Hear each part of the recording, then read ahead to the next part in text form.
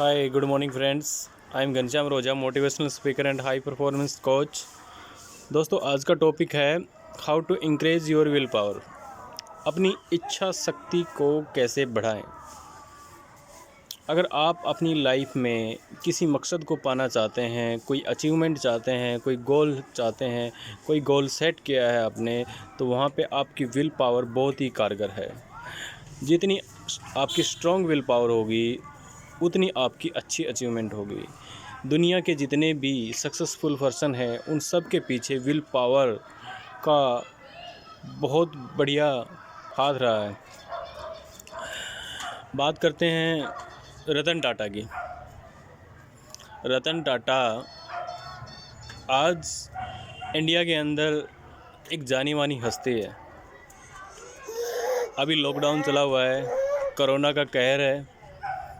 टाटा रतन ने above to 2000 से अधिक अमाउंट भारत सरकार को डोनेट किया है। वो उसने इतने पैसे कैसे कमाए, और आज के टाइम में वो हिंदुस्तान के अंदर नहीं, विश्व के अंदर एक जानी मानी हस्ती है Tata Ratan, because of will power. Tata Ratan की जो विल पावर है वो बचपन से ही इतनी स्ट्रॉन्ग है। जब वो छोटे थे तो उनके मम्मी पापा का डिवोर्स हो गया था। उनकी दादी ने उनको पाला, उनको एथिक और अनएथिकल चीज़ें बताई, विल पावर के बारे में उनको ज्ञान दिया। टाटा रतन ने एथिकल और अनएथिकल और विल पावर पे ही काम किया है।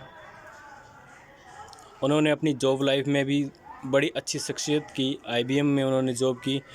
दादी की ख़राब तबीयत के चलते वो वापस हिंदुस्तान आए और टाटा की कंपनी में वो काम करने लगे, और एक दिन उसी टाटा कंपनी के डायरेक्टर बन गए। दोस्तों, रतन टाटा से जुड़ी कई सारी बातें हैं, लेकिन एक ख़ास टॉपिक है जो मैं आपसे शेयर कर रहा हूँ। जब रतन टाटा की कंपनी कुछ लॉस में चल रही थी तो उन्होंने डिसीज़न लिया कि वो उसको सोल्ड आउट कर दे, बेच दे फोर्ड को। तो वो फोर्ड से बेचने उनके पास में मीटिंग करने जाते हैं, जो फोर्ड कंपनी का मालिक है, जैकवार वगैरह जिनकी गाड़ियाँ हैं। तो फोर्ड ने कहा उनको कि मैं आप पर, आपकी कंपनी को ख़रीद के आप पर एहसान कर रहा हूँ। टाटा को वो बात दिल से लगी। उन्होंने वापस आए अपनी कंपनी में, उन्होंने डिसीज़न को चेंज किया। ये उनके आत्मसम्मान को ठेस पहुंचाने वाली बात थी कि कोई आदमी उसके प्रोडक्ट को ख़रीद के, उसकी कंपनी को ख़रीद के उस पर एहसान कर रहा है। टाटा ने अपनी विल पावर से अपनी नींव को और मजबूत किया, अपनी विल पावर को और मजबूत किया, और आज टाटा कंपनी देश में नहीं विदेश में भी जानी मानी कंपनी है। कुछ समय व्यतीत हुआ, फोर्ड कंपनी फिर लॉस में चली गई। उनके हालात इतने बदतर हो गए कि वो अपनी कंपनी बेचने टाटा के पास में आए, और टाटा ने उनकी कंपनी खरीदी। और फोर्ड कंपनी के मालिक ने कहा कि आपने मेरी कंपनी खरीद के मुझ पर बहुत बड़ा एहसान किया है रतन टाटा जी। तो ये जितना भी जो पॉसिबल हुआ ना, ये just because of Ratan Tata will power, कि उनकी इच्छा शक्ति से। धीरू भाई अंबानी कौन नहीं जानता। पेट्रोल पंप पे जब नौकरी करते थे तो एक 5 स्टार होटल के अंदर कॉफ़ी पीने जाते थे। जितनी पूरे साल की मेहनत करते थे उतनी 2 कॉफ़ियों की कीमत हो जाती थी एक 5 स्टार होटल के अंदर कॉफ़ी पीने की। लेकिन क्यों जाते थे? विल पावर को इंक्रीज़ करने की। वहाँ पे बिजनेस लोग बैठते हैं, बड़े बड़े लोग होटल में आते हैं, वो क्या बातें करते हैं, वो इतने बड़े कैसे हैं, कैसे वो जाके वहाँ पे इतनी अच्छी अच्छी कॉफ़ियाँ पीते हैं, इतने अच्छे लाइफ स्टैंडर्ड उनके क्या है, उनकी थिंकिंग क्या है। लोगों की थिंकिंग को जानने के लिए धीरू भाई अंबानी 5 स्टार होटल में जाके कॉफ़ी पीते थे। तो उन्होंने अपनी विल पावर को इंक्रीज़ करने के लिए ये किया। जो भी आप सोचते हैं, जो भी आप सोचते हैं, अपने ड्रीम्स हैं आपके जो, उनको विजुअलाइजेशन कीजिए। विजुअलाइजेशन एक बहुत बड़ी पावर होती है, बहुत बड़ी ताकत होती है, जो आपको हमेशा खुश रखती है।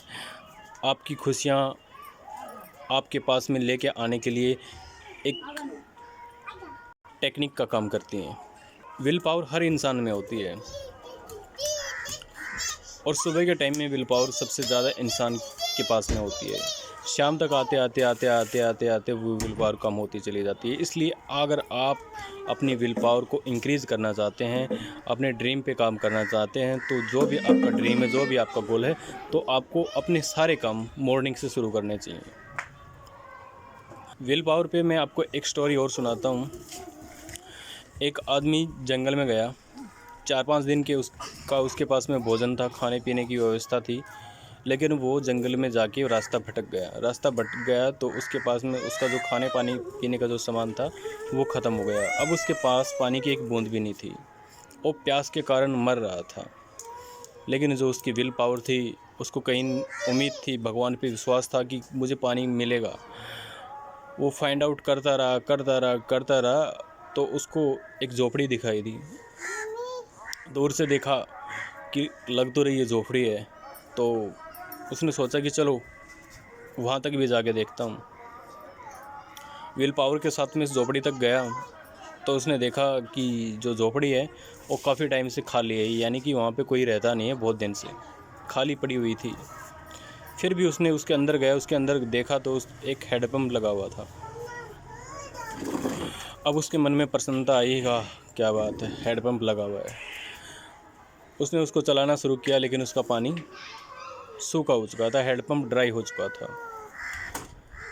अब उसने सोच लिया कि अब तो तेरे को मरने से ना कोई नहीं बचा सकता, अब तू मरने वाला है, पक्का मरने वाला है। पानी की एक बूंद तेरे पास नहीं है, हैंडपम्प ड्राई हो चुका है, अब कोई समाधान नहीं है। वो वहाँ पे गिर पड़ा। जैसे ही वो हैंडपम्प के पास ज़मीन पे गिरा तो उसने झोपड़ी की छत पे एक बोतल लटकी हुई दिखाई दी। उस बोतल के अंदर पानी था। उसके अंदर एकदम एनर्जी सी आई, वो खड़ा हुआ, उसने वो बोतल उतारी। उस बोतल पे एक लेवल लगा रखा था, इस बोतल के पानी को आप हैंडपम्प में डालिए, पानी निकालिए, पानी पीजिए और पानी इसमें वापस डाल के ऊपर वापस टांग दे दीजिए। अब उसके पास में दिमाग में 2 बातें चल रही थी, क्या पता ये चले हैंडपम्प या न चले, ये ड्राई हो चुका है, नीचे तक सूख चुका है, क्या पता ये न चले। अगर मैं इस पानी को इसमें डाल दूँगा तो ये पानी भी चला गया, मैं फिर मर जाऊँगा। पानी पीने के अलावा उसके पास में दूसरा कोई रास्ता था ही नहीं। लेकिन फिर भी उसने एक बार ट्राई करने की सोची, चलो कोई बात नहीं, देख लेते हैं, जो होगा देखा जाएगा। डिसीजन लिया, उसने पानी डाला, हैंडपम्प को चलाया, 4-5 पंप लगाए तो नीचे से ठंडा पानी आ गया। तो उसने जी भर के पानी पिया, बोतल को वापस फिल किया और ऊपर रख दिया, लटका दिया ऐसे ही। उस बोतल के पास में एक खाली बोतल और रखी थी, उसके साथ में एक डायरी बंधी हुई थी और पेंसिल रखी हुई थी और एक छोटी सी चिट उसके ऊपर लगी हुई थी। उस चिट पे उस जंगल से बाहर जाने का रास्ता लिखा हुआ था। उस बंदे ने क्या किया, डायरी का एक पेज फाड़ा, वो बाहर निकलने का जो रास्ता है, जो मैप है, और दूसरे पेज पे उतारा, उस चिट को वहीं छोड़ दिया। वो उस झोपड़ी से बाहर निकल ही रहा था, क्योंकि उसने पानी भी ले लिया था, साथ में पानी जी भर के पानी पी भी लिया था, जंगल से बाहर जाने का रास्ता भी उसके पास में आ गया था। लेकिन वो फिर वापस आया। उसके मन में एक सवाल उठा कि जैसे मैंने सोचा था कि क्या पता ये हैंडपम्प दोबारा चले न चले, मैं इस पानी को पी जाता, मेरी तो एक बार की प्यास बुझ जाती, मैं तो बच जाता। लेकिन अगर मेरी तरह अगर कोई और भटकता हुआ यहाँ आता तो उसके लिए यहाँ पे कुछ नहीं बचता। इसलिए उसने एक चिट और उस बोतल के ऊपर चिपकाई। उस पर लिखा था कि यकीन मानिए, इस हैंडपम्प में पानी डालिए, ये हैंडपम्प ज़रूर चलेगा।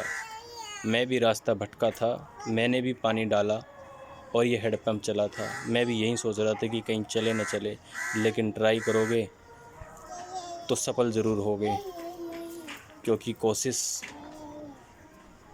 ही एक सक्सेस की तरफ जाने वाली पहली सीढ़ी है। Try and try and try, और जब तक आप सफल नहीं हो जाते। इसलिए फ्रेंड्स, अपनी विल पावर को इंक्रीज़ कीजिए, अपनी सोचने की शक्ति को बढ़ाइए, अपनी विल पावर के अंदर बर्निंग लेके आइए, अपनी विल पावर को बर्निंग विल पावर बनाइए। जय हिंद दोस्तों, जय भारत।